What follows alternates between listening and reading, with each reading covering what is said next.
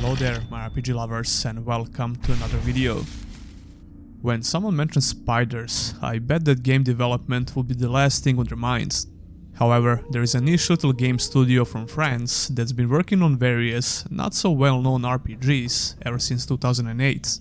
If you love RPGs, there is a possibility you heard or even played some of these games. Greedfall has probably been their most successful and well-recognized game within the RPG community. Not so long ago, they released a new game called Steelrising, but it seems like this game flew under the radar for most people. Before these two games, Spiders have worked on various RPGs, and in this video, we're going to revisit each and every one of them. I'm going to talk about my personal experience with all of them, starting with the first RPG they ever made. That game was called Faery, Legends of Avalon. This is a weird little game from 2010. Technically, this is the third game from Spider Studios, but it's their first RPG, and I'm using the term RPG very loosely here. However, it was really fun to see the early integrations of their morality system, which they kept improving with each new RPG they developed. Faery Legends of Avalon is a very simplistic game and really rough around the edges. You start the game by watching a cutscene that gives you some brief info about this world, and you get to customize your fairy. The customization options are pretty decent actually, although I can't say I'm crazy about playing the game as a fairy boy. Nevertheless, it's cool to have this option because I was convinced I'll have to play as a fairy girl. So I came prepared. Anyway, you just woke up from stasis and the world you knew before is slowly dying. The Fairy King Oberon tells you that humans have stopped believing in fairies, the power of magic has failed, and everyone is slowly being destroyed in this world. Speaking of the world, Faery allows you to fly around this map and interact with different NPCs. It seems like a big open world at first, but it's not. I had some clipping issues while exploring, but besides that the game works pretty good. I played it on my PS5 because it's free if you have the premium subscription, although it probably works a lot better on PC, and if you wanna try it out, I would recommend that version. Actually, I take that back because I went and tried it out on PC and I couldn't even run it properly. There is a lot of dialogue in this game, but there is no voice acting at all. The writing is pretty bad and the quests are not so fun to do. The game didn't age all that well when it comes to the visuals. There are some hideous looking character models. What is that? This is probably one of the most basic turn-based combat you can find out there, but it's fine I guess. Overall, Faery feels like a really cheap indie game and I would not recommend trying it out today, even if you like turn-based combat. But hey, you have to start somewhere. Their next game was a lot better than this, but Spiders was not the only studio that was working on it. Everything's clear. Had easier jobs, but what the hell? Orcs and Men is an RPG which came out in 2012. This game was actually developed by two different studios, Cyanide Studios and Spiders. I was always curious about this game because I heard some nice things about it. After playing it for the purposes of this video, I can see why people wanted me to cover it. There's something seriously wrong with this guy. This is probably the most unique game from Spider Studios because of the way it plays. It's labeled as an action RPG, which is true to some extent, but not entirely. I would say it plays very similar to CRPGs with real-time pause, but from third-person perspective. And you only get to control two different characters throughout the entire game. But we'll get to the gameplay real soon. Orcs and Men follows the story of an orc named Arkai, who is an elite member of notorious Bloodjaw clan. They are known to be ferocious and bloodthirsty warriors, and even other orcs you meet in the game fear the Bloodjaw clan. Arkai and a couple of more members of the clan are on a mission to kill the Human King, and this is essentially the whole point of the main quest in the game. At first, it seems like an impossible mission, or Mission Impossible. Bloodjaw clan has some powerful allies who will help you with this mission, and shortly after you begin the game you get to meet one of them. No, I'm not like them. I'm a survivor.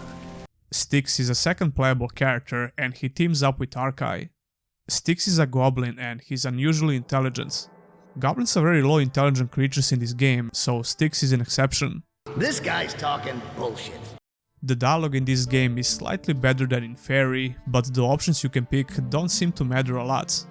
In some cases, you will get a different outcome and maybe trigger an extra side quest or avoid the combat with dialogue, and that's pretty much it. But still, it's nice to have these extra options, even though they seem like an illusion of choice most of the time. It feels like a linear story in general. The story itself is not all that interesting and it lacks memorable characters outside of Arca and Styx. Arca and Styx are definitely the most memorable and interesting characters in the whole game, and they have a nice chemistry together. The Inquisition tramples our beliefs and denies our existence. They want to wipe my people off the face of the world. Aww, play me another sad song and I'll cry on your shoulder. Arca is a bit generic though. He's a strong orc with a sense of pride, while Styx is everything opposite of that. Styx's personality is very likable and his dialogue is almost always entertaining. He's also the narrator of the game, so you'll hear him a lot in different cutscenes. Speaking of which, there are a bunch of different in-game cutscenes. Come to think of it, it's a very story-based RPG, although the story itself is not the biggest strength of the game if you ask me. However, the dialogue can be very fun. Not amazing or anything, but I thought it was interesting throughout the whole game. Arca and Styx will get into various situations together, and it's up to you how you're going to approach them in dialogue. Like I said, it doesn't feel like the game is giving you some very meaningful choices, but they can make you laugh, especially Styx's reactions. This guy's talking bullshit. Although the swearing can feel really forced. Don't get me wrong, I prefer when characters swear in games because it's more realistic. But when it's overdone and out of place, it can be exactly the opposite, it feels unrealistic. Putting that aside, I enjoyed the dialogue between Styx and Arca quite a bit. The story itself is not all that interesting, but it was okay for what it is. There are some plot twists, but it's nothing crazy. Your main mission remains the same for pretty much the entire game. So what about the gameplay? Well, for starters, it's not a turn-based combat like in Faery. It's a weird mix of third-person real-time action, which has a pause button on top of that. You get to issue different commands in the pause menu for both characters, and there is a light RPG progression system. When I first got to try out the combat in this game, I thought I'm not going to like it that much. But it kinda grew on me the more I played, especially because it works pretty well. I started the game on hard, but I quickly changed it to normal and played it like that throughout the entire game. The game can be pretty challenging even on normal, especially if you don't pay attention to what you're doing. However, once you learn how everything works, you can pretty much approach all combat situations in the same manner. Both characters have a couple of different fighting styles and more than enough different skills to use. Styx can take the advantage of becoming invisible, which can help you in some regular fights. The stealth gameplay plays out like a little puzzle, because the game will usually allow you to kill a certain number of enemies before getting exposed. Some NPCs are placed conveniently in certain positions for stealth kills, and this works fine. However, there are a bunch of fights where you won't be able to use the stealth because of the cutscene. I played Arca as a melee tank, while I tried to move Styx for ranged attacks, and this works pretty well. Although Arca has a very annoying mechanic that you won't be able to avoid, which is the Berserk mode. He becomes a lot stronger and faster, but you won't be able to control him, and he can even attack Styx, so that's why it's always smart to move Styx in the range position. It's a cool mechanic on paper, but after a while it becomes very annoying. To make things even more confusing, I'm not even sure how it triggers. I thought it only triggers when Arca is low on health, but no, it's pretty random actually. So most of the time it feels like you're only controlling Styx in combat while Arca is doing his own thing. And the recovery time from Berserk mode is way too long, assuming that Arca survives the fights. I really wish this mechanic wasn't in the game because it actively makes the combat worse. The game also lacks meaningful boss fights, and I kinda see why. While the combat system is fine when you're fighting multiple regular NPCs, it doesn't work all that great versus one stronger enemy. In fact, you won't even know you're fighting some stronger NPCs, it feels exactly the same like regular fights. It might be the normal difficulty, but I'm not talking about the time it takes to kill the enemy. The game just lacks unique spells and mechanics for enemies. That makes the main antagonist of the game totally forgettable and almost pointless. Like I said, the combat works fine and the challenge is there, so I think this was fixable in a way. But that would require the game to have more than 2 playable characters and some well-designed boss fights with actual unique mechanics. It is what it is though, and I don't hate it. What I'm not a huge fan of is the level design in this game. The visual variety of these levels is decent, but gameplay-wise it's extremely linear and simplistic. You can easily tell by just taking a look at all of these maps, they are pretty much all like this. Sometimes the game will try to put a slightly interesting twist on the level design. Styx will have some optional paths to take, which leads him into the position of using his stealth abilities easier. It doesn't happen that often, and even when it does, it's not a huge deal. The exploration is almost non-existing in this game. This is one of the widespread problems with Spiders RPGs in general. You will have some loot here and there, and you can also buy things from some NPCs. When you gain enough experience, Arca and Styx will level up together. You can increase their stats, get new skills or improve the ones you already have. The progression system is very simple and straightforward. I think they actually did a much better job with this game when it comes to getting new abilities for your characters. This specific aspect of progression suffers a lot in almost all of their games. Yeah, what he said. Orcs and Men is a story-based RPG, and I guess we should judge it by those standards. I don't think it's a great storytelling RPG, but the fun factor can be high if you enjoy this kind of humor. Styx was interesting enough to make an entire new game about him, by the way, but that's a story for another video, I guess. Overall, Orcs and Men is a mixed bag, but the game feels unique, or unconventional would be a better term to describe it. Compared to the first RPG that Spiders worked on, it was a big step in the right direction. What the fuck are you talking about? How is that even possible? Spiders didn't stop experimenting with the RPG genre, so once again we got to see a totally different game in 2013. I've been told you found something suspicious. Report, soldier. Mars Warlocks came out in 2013, which is less than a year after Orcs and Men. This was the first Spiders RPG, which featured an action combat system. They finally decided to try and make a third-person action RPG, and that alone was a big turning point when it comes to their game design philosophy. Every other game they released after this had a full-blown action combat system, they never looked back.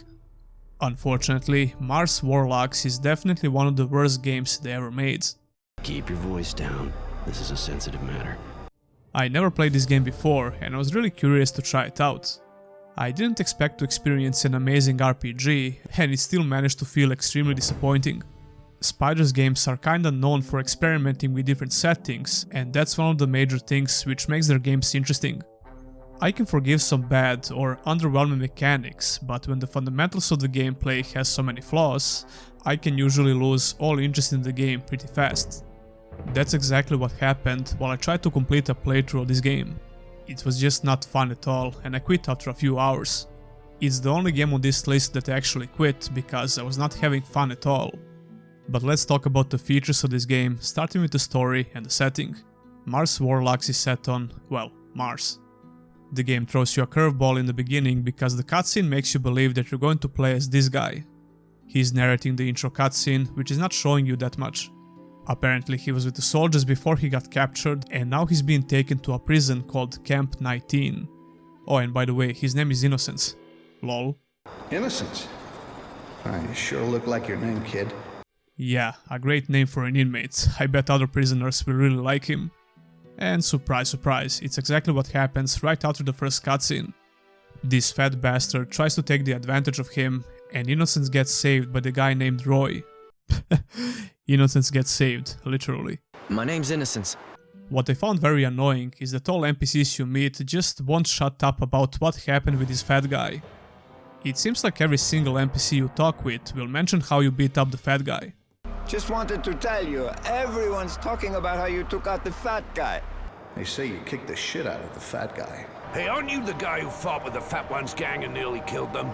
Oh yeah, it turns out that Roy is actually the main protagonist of the game, and you're going to play with him.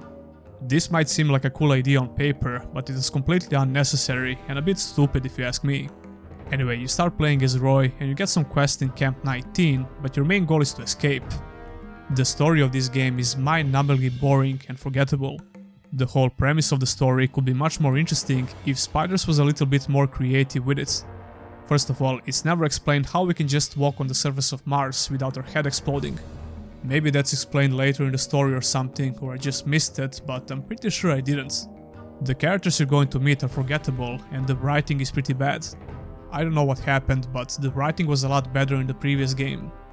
The boring story and characters wouldn't be enough for me to quit the game, but the gameplay was the last nail in the coffin. Protect the girl. What? Are you crazy? Just do what I fucking tell you. This was the first game where Spiders tried to implement a proper action combat system, and it shows. It's pretty bad overall.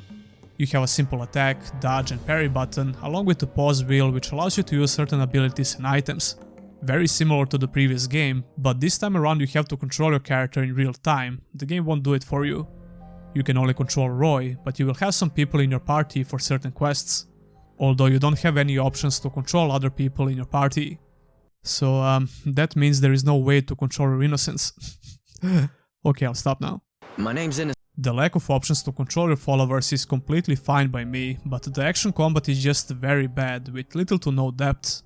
The hitboxes are very bad on some enemies, the dodge doesn't seem to have any iframes, and the combat feels very floaty and unimpactful. I was waiting for it to become a bit better before I quit, but I got bored of waiting. Now listen, I played and enjoyed a lot of RPGs with shitty combat mechanics, but those RPGs usually have a very good progression system and a bit more depth. Or I can just find some other enjoyable features which won't make me quit the game. Unfortunately, Mars Warlocks didn't have a single feature that could convince me to continue playing. Although the progression system seems a lot better than the previous game, you get 3 different skill trees, but most of these skills are not all that interesting. The Tehnomancer skill tree is not accessible from the beginning, and they're going to take this concept and improve it in one of the future games that we're going to talk about soon. To sum it up, Mars Warlocks is a very boring and uninspired game with just a couple of interesting ideas. My name's Innocence. It's definitely my least favorite game from the studio, along with Faery, I guess. Bound by Flame was the first game from Spider Studio, which managed to gain some mainstream attention.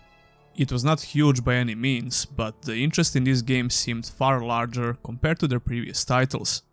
This game had a much bigger budget, and it was a big turning point for the studio, despite the underwhelming reception. This is not my first walk in the wilds, arsewipe. Bound by Flame was their second attempt to make a third-person action RPG, and they made some huge improvements when it comes to the gameplay. Up to this point, you could really tell the passion that Spiders have for making RPGs, and they were never afraid to try something new. They were experimenting a lot with different settings and stories while trying to improve the gameplay and some other features from their previous games like the morality system. However, the writing and dialogue in this game is arguably even worse than Mars Warlocks. Remember what I said about the profanity in Orcs and Men? Well, this game is even worse when it comes to swearing. It feels very forced and unnatural. Do we look like stiffs to you, dickhead? On the bright side, this is the first game from Spiders that has some interesting and memorable characters, along with impactful choices and consequences that will shape the story in different ways. But let's go back to the beginning. First of all, I really like how this game looks, and there is a nice amount of visual variety in the game. The cel-shaded art style is always appealing to me, and it was definitely one of the reasons why this game aged well. If you can run it on 4K, which shouldn't be a huge problem nowadays, even on average PCs, you're probably going to like how this game looks. But even on Full HD and max details, the game looks pretty damn good. For a 2014 game, I mean. The story, on the other hand, is not all that interesting. Bound by Flame follows the story of Vulcan. He's a demolitionist and he's working for the mercenaries called the Freeborn Blades. Vulcan is a predetermined character and he's fully voice acted, but the game lets you shape his personality through different dialogue options. This time around, Spiders improved the choices and consequences quite a bit, and you're going to shape the story of the game in a couple of different ways. Shortly after the beginning, Vulcan gets possessed by a demon, and this becomes one of the main running themes in the game's story. In fact, you get to talk with this demon on a regular basis, and the choices you make here will affect the story and ending. That's not the only part of the story which allows you to make impactful decisions. Even the regular dialogue options can decide the fate of some story NPCs, which is always great to have in an RPG. The decisions you make throughout the game will also affect the ending. I believe there are 3 different endings in total. Spiders have finally managed to make some interesting and memorable characters in a game, even though the writing is pretty bad, like I said before. The good characters are usually the followers you can take with you, but there are some other NPCs you can meet with interesting personalities. Speaking of followers, Spiders made some notable improvements on this field as well. Now you can directly control the followers with a couple of different commands, unlike in Mars Warlocks. But even though it's a lot better compared to Mars Warlocks, this feature still felt underdeveloped. They also brought back the ability to customize your main character. That was nice to see because this feature was absent ever since the first RPG that we covered in the beginning of the video. When it comes to the gameplay, they made some notable improvements here as well. They didn't try to reinvent the wheel and start from the very beginning. And if you played the previous games, you could definitely tell the resemblance with the general idea for the combat. The pause menu and the action wheel is still there, and it allows you to cast different abilities, use items, and like I said, issue some basic commands to your followers. However, the action combat itself felt a lot better compared to Mars Warlocks, up to the point that I actually like it quite a bit, even though it does have some issues. If I would have to compare the gameplay to some other RPG, it felt very similar to how Witcher 2 played. Not amazing by any means, but a huge step into the right direction and definitely a big improvement from the previous game. And I guess that's not the only thing which was similar to Witcher games. The combat animations were pretty decent, but the best part about the combat system is how the game makes you use everything at your disposal. It's absolutely necessary to use traps, spells, potions and everything else you have on your character. Even easy and medium difficulty have a decent amount of challenge, so there is no way around this, you have to use everything. Otherwise you can die a lot and the combat can take forever. Come to think of it, Spider's games always felt balanced despite all the issues. I mean, sure, we could all agree on the quality of the gameplay in previous games, but the balancing was there if you were ready to deal with some bad mechanics. That's a lot to ask, I know. Dickhead. The only thing that Bound by Flame lacked is a proper sense of impact upon hits. Even though the animations are a lot better, the melee attacks are still floaty and unimpactful. Some of the spells felt pretty good though, and using traps is kinda fun. There is a simple stealth system as well, and it works okay, even though it's not an actual playstyle, it's more like a utility. It's pretty much the same like in Orcs and Men and Mars Warlocks, and I'm just glad that this option even exists. Unfortunately, Bound by Flame had similar issues like their previous games when it comes to the progression system. This game has 3 different skill trees, but 90% of skills are passive, which makes the progression very boring. When you get all the active skills, which happens pretty fast, that's where all the excitement for gaining new levels stops. However, Bound by Flame introduces a very decent crafting system. They kept improving the same crafting system in their newer games as well, and it's pretty good overall, even in this game. I would say that the crafting system in Bound by Flame gives you a better sense of progression than the actual leveling system. We mentioned followers before, but I didn't talk about how useful they are in combat. Unlike in Mars Warlocks, the companions can be really helpful in this game and they have some unique spells. The exploration in Bound by Flame is a step above all previous games we talked about, but it was still pretty basic and kinda boring. You had a couple of different paths to take on maps, which can lead you to some extra loot and side quests, but that's pretty much it. Come to think of it, pretty much all Spider's RPGs are very weak when it comes to exploration and level design. Overall, Bound by Flame was the first game that got me interested in Spider's RPGs. And even though it's definitely not my favorite game from the studio, I always have a lot of fun when I revisit it from time to time. Arsewipe. The Tehnomancer is the sequel to Mars Warlocks and it came out in 2016. This was uncommon for Spiders because they don't usually do sequels. Although they also announced a sequel to Greedfall, so they're going to break this trend once again. The general quality of this game is much higher compared to all of their previous titles. I played a lot of AA RPGs and the Tehnomancer can be described exactly like that. It literally has almost every single gameplay feature that we talked about before, it's just bigger, better in a lot of ways, and definitely more ambitious. Even though Bound by Flame had a bigger budget than older Spider games, it still kinda felt like an indie RPG. Dickhead. But the Tehnomancer feels like a proper AA RPG in every sense of the word. The scope of this game is bigger, the story and dialogue are improved quite a bit, and the level design is better as well. The progression system felt a lot better because now you can actually have some active and fun abilities to look forward to. The follower system allows you to issue more commands, and you can take up to 2 followers with you and even customize their gear. The morality system also affects how they feel towards you, and just like in Bound by Flame, your moral decisions will shape the main story in different ways. The crafting system is even better, and it allows you to customize the gear you loot in interesting ways. However, the action gameplay is somehow worse compared to Bound by Flame. I'm also not a huge fan of cyberpunk settings, but that alone won't make me quit the game. Let's rewind this discussion a little bit.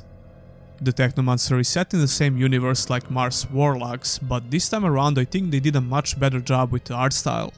The game doesn't have a monotonous one color filter like Mars Warlocks, it's much more interesting to look at. Although I did make a mistake playing this game on PS5 because I thought it's going to work in at least 60 FPS on that console, and it's not.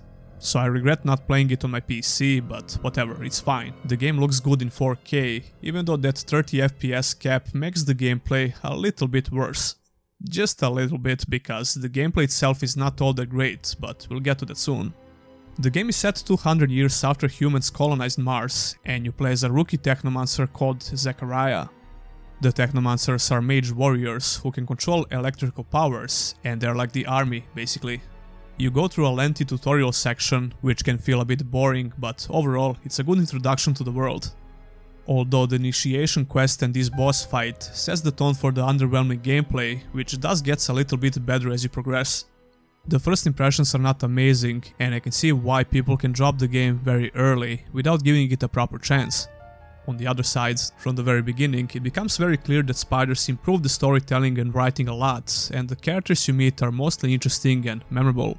It was enough for me to take the story seriously, and I like how the karma system was implemented, even though it doesn't make a lot of sense when you think about it.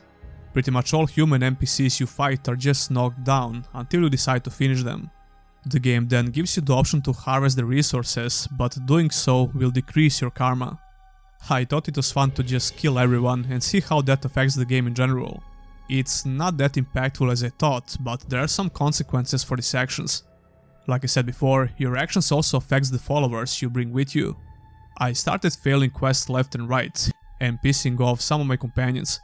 Although first 2 companions you get won't stick around for long, no matter what you do. On the other side, if your reputation with them gets better, there are even romance options. Thank you, officer. I hope to see you around soon. I'll be at the source. Yeah, boy. I mentioned that I'm not a huge fan of the setting, but I did enjoy the story in this game.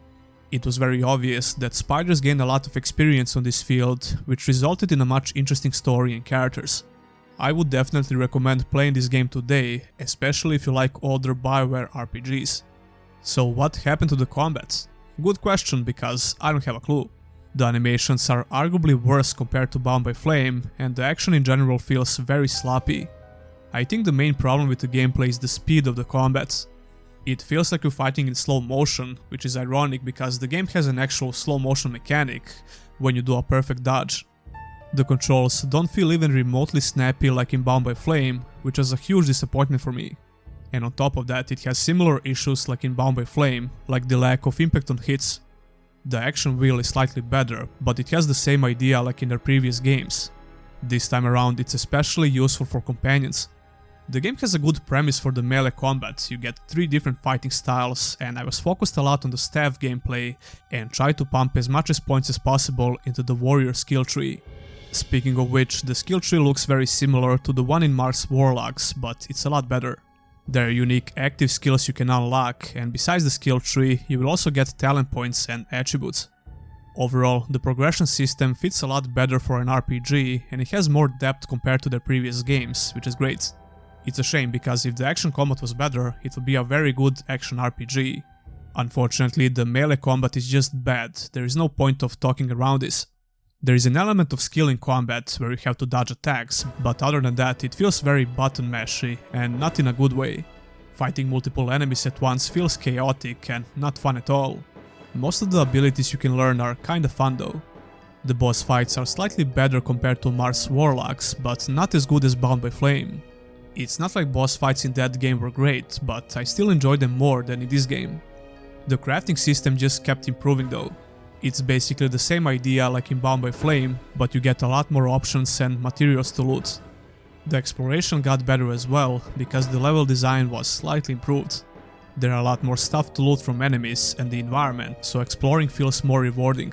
This game was undeniably a huge step for the studio, despite the issues I had with the gameplay. A lot of people can enjoy a good story with a morality system, which is exactly why I would still recommend this game today if you can handle the gameplay. But I was really excited to see how Spiders are going to improve their next game. We had to wait 3 full years to see another title from this ambitious little studio, but I think it was totally worth it. Hey! Green blood! Cut. And so the day has finally come. My royal fledglings are leaving the nest. Greedfall is an RPG that I extensively covered on the channel back in 2019. This is hands down my most favorite game from Spider Studios. It's a very polished AA RPG that had some huge improvements compared to all of their previous games. And as you probably learned by now, it had a lot of similar features, but they did an amazing job with improving everything. Literally everything, even the voice acting, which is always a problem for AA RPGs and games on a tighter budget. I've been asked to pay visits to the ambassadors of Thélème and the Bridge Alliance before our departure. Their dwellings are not far from here. We could go there first. Very well. You think Constantine will be waiting for us next to the ship? I don't know, but it's certainly worthy of inspection. This 17th century inspired setting is not something you see that often in games, and the premise of the story was very good.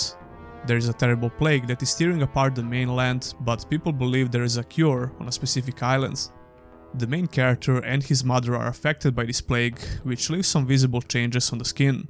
There is a great character creation system, and you can choose one of 3 different playstyles. Although this won't determine your whole playstyle, it just gives you some beginner abilities. Each character you meet in the game is a member of a certain faction, and Greedfall puts a big emphasis on this feature. The morality system is not the same like in the Tehnomancer, but I think it's actually better because it's more straightforward. You will have a lot of decisions to make while playing the game, which will affect the story and all of your companions. Your companions will react differently depending on which faction you choose to support, because they are the members of factions as well. Greedfall has a little bit less followers than the Tehnomancer, but all of them have a very defined personality. The writing in this game is very good, and they even went an extra step when it comes to the language of the natives. Combined with pretty good voice acting, the story offers a very enjoyable experience. The replay value is decent as well, since your decisions will affect the story. Your companions have unique quests that you can do for them, and they are quite long. I found the quests very enjoyable in this game. Even the side quests are somehow related to the main quest, which reminds me of The Witcher 3 a little bit. The characters are not exactly on that level, but still, they are very good. The leaders of these factions have different ideas how they're going to handle the island and the natives. But ultimately, the main character has to make some very important decisions, which will affect everyone. I was never so invested in the story in previous Spiders games, and I'm really glad they managed to improve so much on this field. You won't get to see all unique interactions from your followers, because you can only bring 2 of them at once. There are many camps on all maps where you can change your party and do some crafting. When it comes to the gameplay, I'm really pleased to say that Spiders finally managed to nail the hammer in the heads. Wait, what? Nail the nail on the heads? Oh, for fuck's sakes, the gameplay is good, it's good, that's what I'm trying to say. My name's Innocence. Like I mentioned before, the game lets you choose between 3 different playstyles in the beginning, but this won't define your playstyle. The first time I played this game for the review, I completed it on the hardest difficulty as a melee character. Greedfall is the first Spiders RPG that I could enjoy playing on the hardest difficulty because the combat was pretty enjoyable and the progression system is decent as well. These 3 distinctive playstyles feel very different, but you can also mix it up a little bit. The sound effects are better than ever, and they finally managed to make the combat feel more impactful.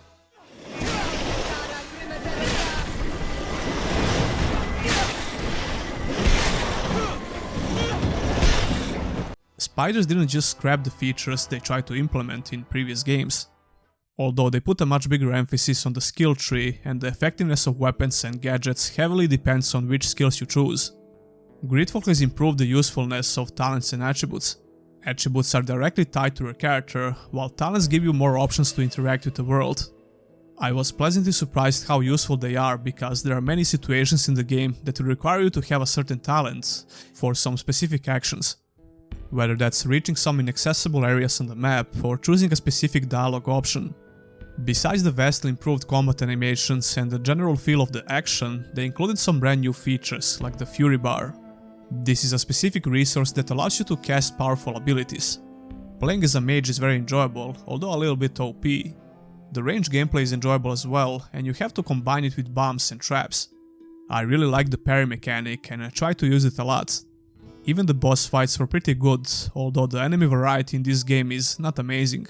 But my major complaint about the combat was related to the aggro range of enemies. It was very easy to leave the fighting area, which makes all enemies back up and heal instantly. I can't describe how annoying this was, especially on the highest difficulty. The companions are very useful in fights, but you will really need to keep improving their gear if you don't want them to die as soon as the fight begins. That was the case on the hardest difficulty at least. Luckily, that was not so hard to do because the crafting system is better than ever. It's essentially the same like in previous 2 games from this studio, but even better. Anyway, Greedfall features an open world map, kinda. There are a bunch of smaller maps put together with a loading screen and a couple of major cities to explore. My biggest problem with this was the lack of visual variety in terms of copy and pasted assets. Pretty much all indoor areas or major cities are obviously copy and pasted, which is kinda lame. Even though open areas suffer from the same issue, they felt pretty boring to explore. The game was not ugly to look at, not at all, but there is not a lot of interesting stuff to see. The exploration didn't felt rewarding either, even though the game had some unique items to find, but it was just not enough. And as much as I love the crafting system, it kinda ruined the excitement of finding new items. Most of the time, the items you crafted will be much stronger compared to some unique items you'll find, that you can't even improve with crafting. Overall, Greedfall is hands down my most favorite RPG from the studio, and I would always recommend this game to everyone who likes story-driven RPGs with decent gameplay. Steelrising was not exactly a game you would expect to see from the studio. It was a Souls-like action RPG with a much bigger focus on action gameplay than RPG elements. A lot of people, including myself, were skeptical about this design decision because spiders were never known for great action gameplay, even though Greedfall was pretty decent. Steelrising came out in September of 2022, and I was pleasantly surprised with how the game played. However, even though the action combat is way better than anything else that this studio made in the past, almost everything else felt kinda underwhelming. Although they managed to make an interesting setting once again, and this game had a pretty good level design, but other than that, I would never guess that Steelrising is developed by spiders. It doesn't have any of the recognizable features from previous games, and that's not fundamentally bad, I guess. Once again, they tried to do something unique, but for the first time ever, they disregarded every major feature from previous games. The features on which they worked so hard to improve with every new title. And again, not bad on the fundamental level, but this made Steelrising a bit more generic when it comes to the gameplay, even though the action is pretty good. The gameplay is like every other Souls-like, there are no interesting twists on the gameplay formula. You play as Aegis, a robot bodyguard of Queen Marie Antoinette, and your goal is to stop the clockwork automatons of King Louis XVI. The story is very simple and it's definitely not the finest work from the studio. I mean, it's not bad, but it's not worth playing the game only to see what happens in the story.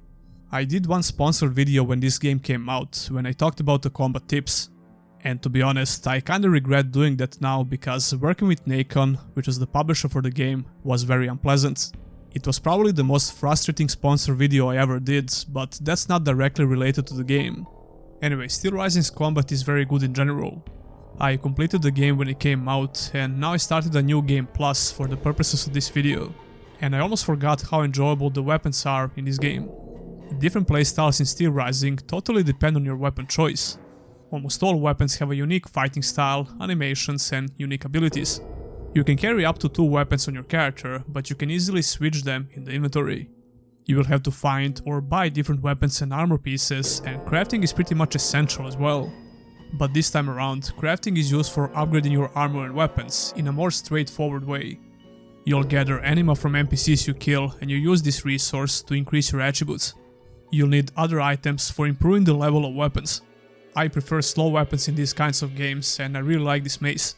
I remember playing a lot with polearms as well, before I found this weapon. The special ability is like a shotgun, but it only works well in short range. The parry mechanic is reserved for just a couple of fast weapons you can find, as well as the ability to block attacks. So if you want to use a weapon like this, your dodge is the only defensive move. Steelrising's gameplay has a very aggressive undertone. It encourages you to be very aggressive, and that's especially the case with fast weapons with the parry ability, but even in general, you'll do better if you try to be more aggressive. The stamina regeneration mechanic also supports this aggressive style of play. All of your attacks use stamina, like in pretty much all Souls-like RPGs. But if you take the advantage of the overheating mechanic, you can quickly regenerate stamina by a press of a button. You just need some good timing and you'll almost never be out of stamina, so you can continue attacking and dodging. Spiders didn't get rid of the simple stealth system from previous games, you can cheap shot certain enemies from behind, but that's pretty much the only feature that's recognizable from their previous games. I enjoy the boss fights as well, for the most part. I mean, sure, they are not as crazy as some bosses in Elden Ring or Bloodborne, but they are still pretty good. I was really surprised with the general quality of the combat in this game. Spider Studio really came a long way as a developer. That's why my hype level is very strong for Greedfall 2, and I can't wait to see more info about it. Steelrising was a nice game, but it's not what Spiders is known for. I would recommend trying out Steelrising if you love Souls-like games in general. Well, those would be all the RPGs from this ambitious little studio from France. Tell me, did you play any of these games, and which one is your favorite and why? I'll have GOG links for some of these games, and if you want to buy them, you can support the channel by using my links. Speaking of supporting the channel, I just launched my personal store where you can buy some interesting t-shirts and hoodies. Check out some cool designs in the theme of the channel, like this RPG Zone hoodie or Nameless Hero t-shirt. But you'll find a lot more if you follow the link in the description. I think that's a great way to get something back for supporting the channel. And of course, you can always become a Patreon or a YouTube member and get your name on the end credits of my videos. Many thanks to all of my current supporters, and I'll see you in the next one.